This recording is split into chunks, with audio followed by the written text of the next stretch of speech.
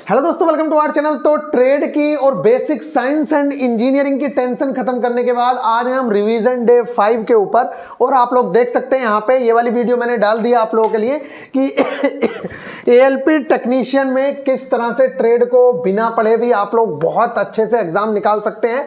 Basic science and engineering को बिना किसी टेंशन के खत्म कर सकते हैं।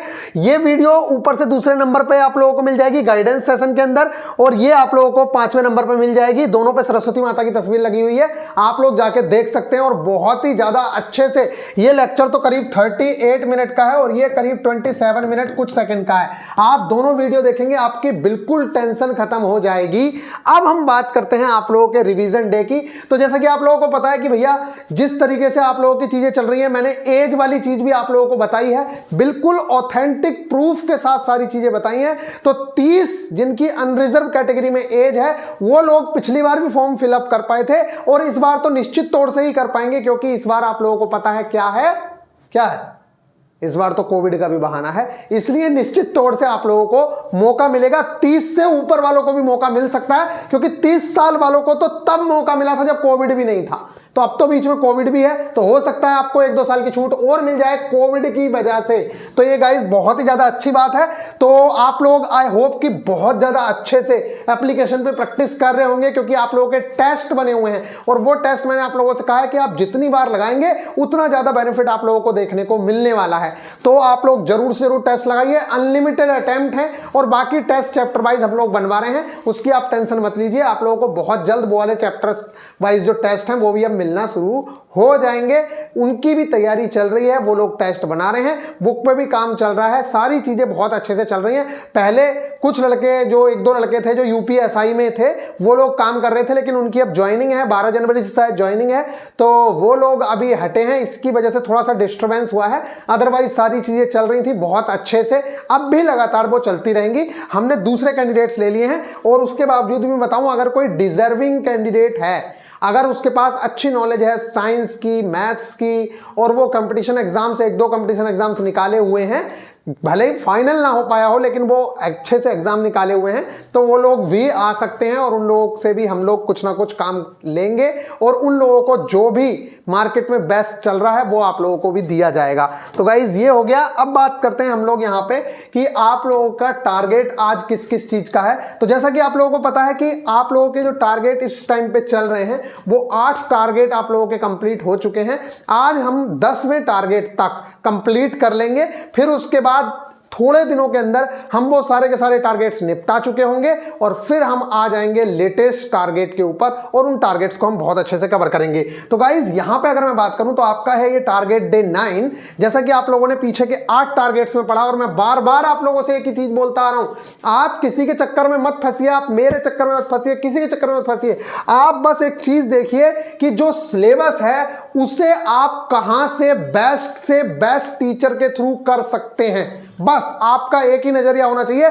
आप मैथ्स पे 10 घंटे का टाइम दे रहे हो एक चैप्टर पे, बिल्कुल दो, कोई दिक्कत नहीं है, क्योंकि आपके पास 3 दिन 1 हफ्ते तक एक ही चैप्टर चल रहा है। अगर 1 हफ्ता एक चैप्टर भी चल रहा है और आपने 10 घंटे भी उस चैप्टर को दिए तो आपका वो चैप्टर ऐसा हो जाएगा कि जिंदगी में आपको कभी दोबारा करने की जरूरत नहीं पड़ेगी। और 1 हफ्ता अगर टारगेट्स की बात करें, अगर 1 हफ्ते में आप एक चैप्टर कर रहे हो तो ऐसे 25 चैप्टर भी नहीं है। और आपके पूरे साल में कितने चैप्टर्स होते, कितने हफ्ते होते हैं? 52 हफ्ते होते हैं। तो अगर आप पूरा भी करोगे ना, पूरे चैप्टर्स पर 10-10 घंटे भी जोगे, जो आपका सीजीएल लेवल की चीज कवर हो जाएगी, तब भी आप लोग 6 महीने से पहले सिलेबस कवर कर लोगे। तो क्यों घबरा रहे हो जब आपके पास बेस्ट से बेस्ट टीचर्स के लेक्चर पड़े हुए हैं।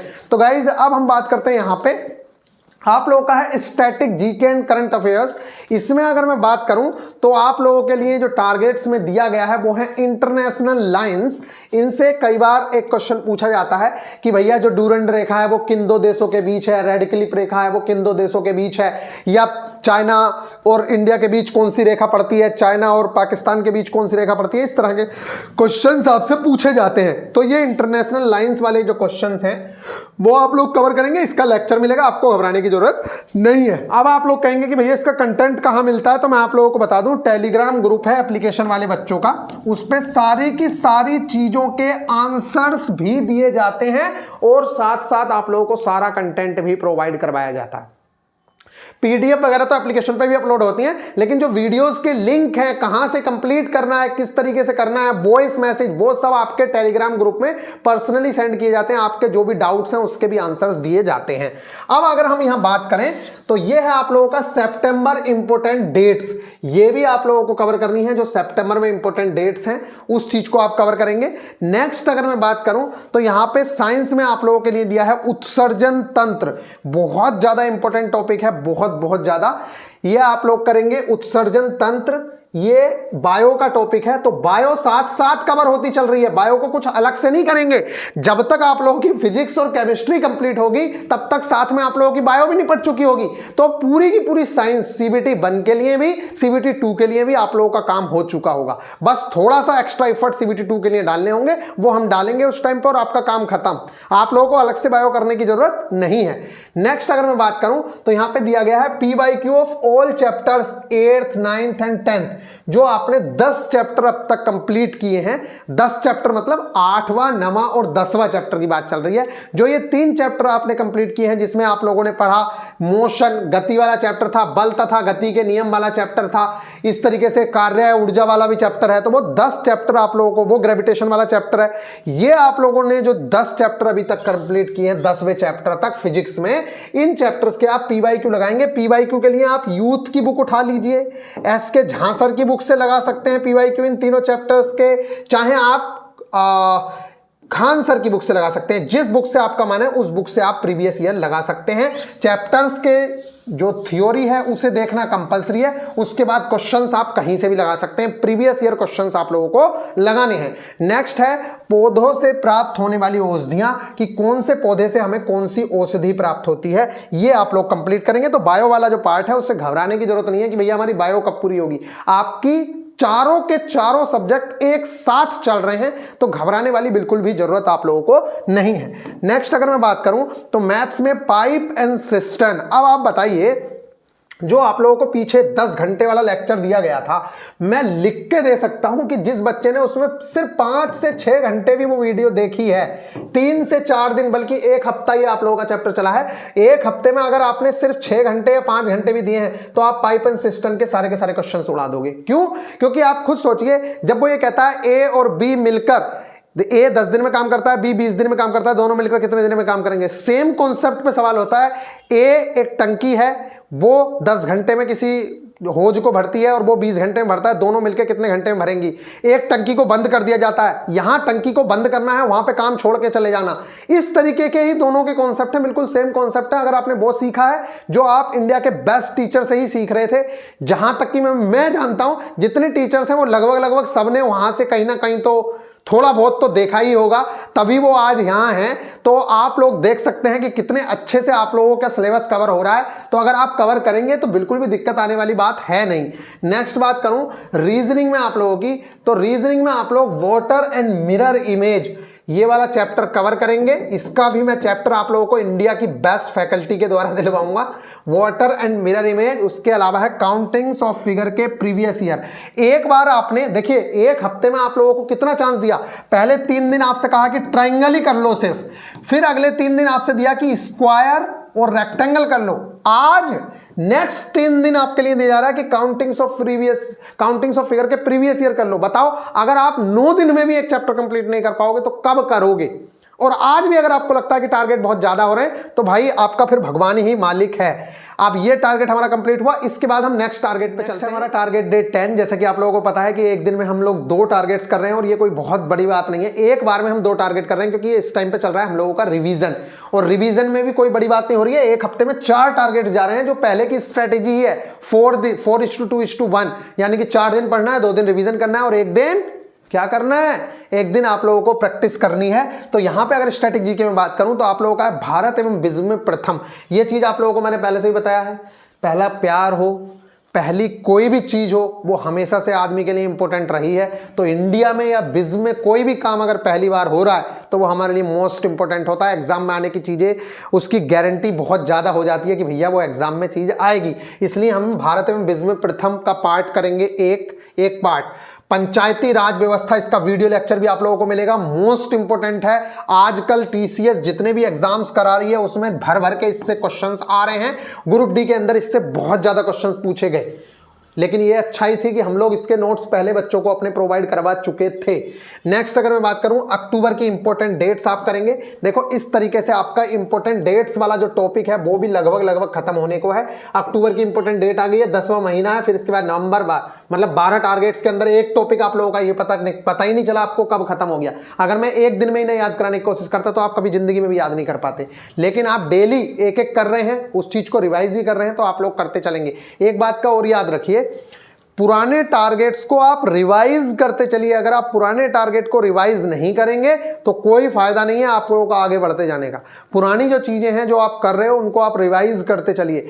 जो आप लोगों को कंटेंट प्रोवाइड कराया जाता है वो एक रेफरेंस है, ये मतलब नहीं है कि उसे सारे के सारे को नोट करना है, सारा का सारा जितने मैथ्स के क्वेश्चन दे दिए वो सारे के सारे क्वेश्चन लगाने। आपको सिर्फ देखने हैं कि किस तरीके के क्वेश्चन आए हैं, क्या आपसे हो पा रहे हैं या नहीं हो पा रहे हैं। उसमें से जो आपको अच्छे अच्छे क्वेश्चंस हैं जो आपसे नहीं हो पा रहे हैं उन क्वेश्चंस को लिखना है, बाकी को बस सोल्व करके देख लेना है कि ऐसे क्वेश्चंस आए थे। ये एक बेस्ट स्ट्रेटजी है। अगर आप ये सोचते हो कि मैं सारे क्वेश्चंस कर लूंगा तब पॉसिबल कुछ ना हो पाएगा। नेक्स्ट है आप लोगों का यहाँ साइंस। साइंस में चिकित्सा विज्ञान संबंधी खोजें, ये ऑल आप लोगों को कंप्लीट करनी है। जितनी भी चिकित्सा विज्ञान से संबंधित खोजें हैं, जैसे बीसीजी की खोज किसने की, ठीक है, इसके अलावा वायरस की खोज किसने की, बहुत सारी चिकित्सा विज्ञान से संबंधित खोजें होती है। तो जो आज के आपके टारगेट में है वो आप लोगों को प्रोवाइड करवाई जाएंगी पीडीएफ में, उन्हें आप लोगों को याद करना है।